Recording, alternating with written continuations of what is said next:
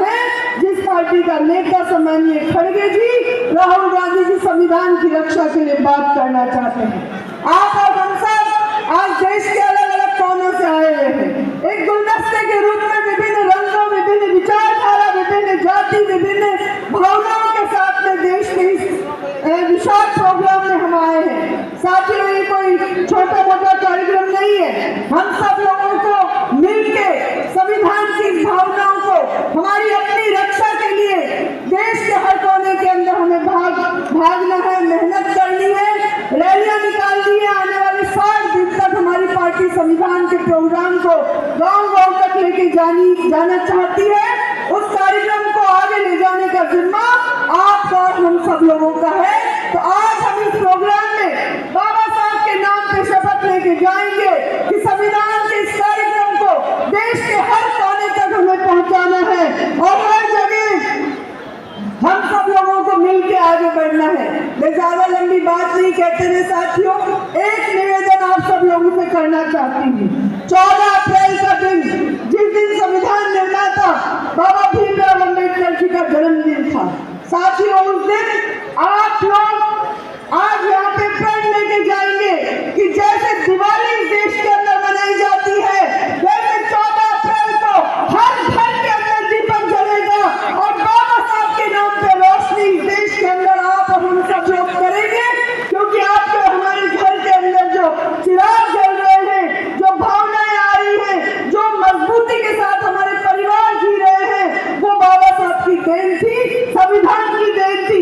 इसलिए आज के इस मौके पे मैं ज्यादा लंबी बात नहीं कहते हुए के राजू जी को, लिलोटिया जी को विश्वास दिलाना चाहूंगी कि ये गुलदस्ता जो देश भर के कोने कोने से आपके सामने है, आप आवाज दीजिए। आपकी एक आवाज पे हमारे देश भर के साथी मेहनत करेंगे और संविधान की इस यात्रा को हर जगह लेके जाएंगे। इन्हीं शब्दों के साथ मैं अपनी वाणी को विराम देना चाहूंगी। धन्यवाद।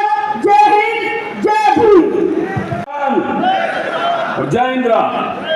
इंदिरा जी में कम चर्चा होती है आजकल। सुप्रीम कोर्ट से अभी आया है बेंच से निर्णय, उसमें चर्चा कम हुई कि पब्लिक इंटरेस्ट में प्राइवेट प्रॉपर्टी अधिग्रहण नहीं किया जा सकता। और ये सीधा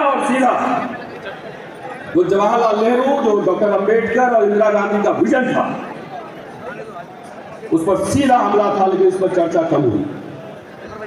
इंदिरा गांधी ने बैंक का नेशनलाइजेशन किया, प्रीवी पर्स खत्म किया, जमींदारी उन्मूलन खत्म किया, अपने लिए थोड़ी किया। इस देश के जो आवाम, जो गरीब लोग थे, उसके पक्ष में किया।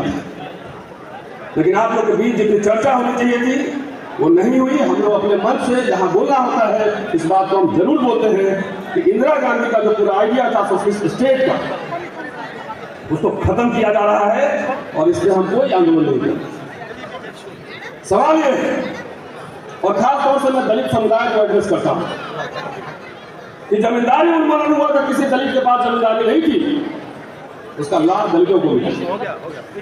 कितना इंप्लीमेंट हुआ नहीं हुआ आप लोग जानो और अपने अपनी सरकारों से पूछो।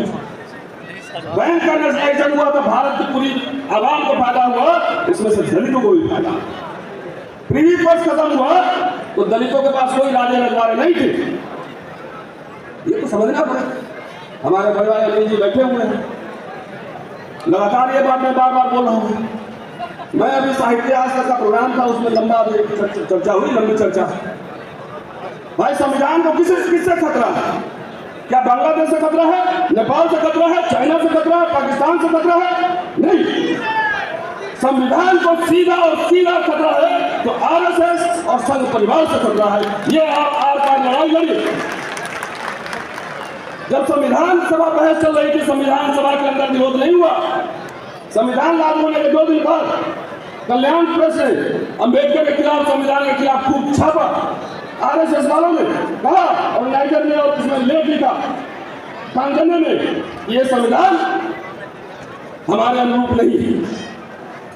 मनुस्मृति लागू करना चाहते थे तो कबूतर की रखवाली अगर बिल्ली को देंगे तो उसे उम्मीद करेंगे कि कबूतर जीवित रहे, तो होगा नहीं। जो संविधान के खिलाफ आंदोलन कर रहे थे, पुतले फूक रहे थे, रामलीला ग्राउंड में सभा हो रही थी, वो आज सत्ता में है, इतने संविधान के पन्ने पन्ने वो फाड़ रहे हैं।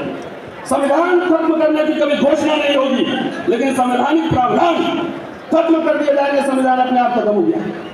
डॉक्टर अम्बेडकर का 1955 में पुणे बार एसोसिएशन में एक लेक्चर है कि एक डेमोक्रेसी को सक्सेसफुल चलाने के लिए क्या क्या जरूरत है, 7 शर्तें उन्होंने बताई थी। आज नहीं बोलूंगा, अनिल जी को मैंने कहा था क्या बुलवाइएगा तो पीस लूंगा लेक्चर।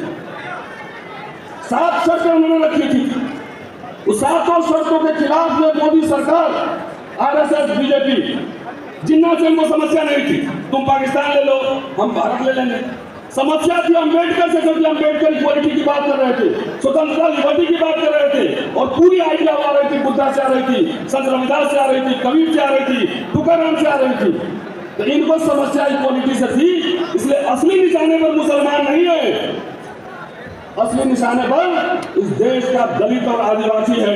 अगर जिस दिन मनुस्मृति लागू हो गया तो आप लोग तो कहीं ना कहीं एडजस्ट कर जाएंगे कि दलित लोग कहाँ जाए। जो पूरे 40-50 साल में जो दलित मिडिल क्लास का फॉर्मेशन हुआ, नौकरी की वजह से, अफर्मेटिव एक्शन की वजह से हुआ। जवाहरलाल नेहरू अम्बेडकर में जितने भी मतभेद रहे हो, लेकिन दोनों एक बात को लेकर सहमत थे कि हमें एक मॉडर्न नेशन, एक इंडियन रिपब्लिक बनाना है। और हिंदू राष्ट्रवादियों ने इंडियन रिपब्लिक और संविधान पर हमला बोल दिया।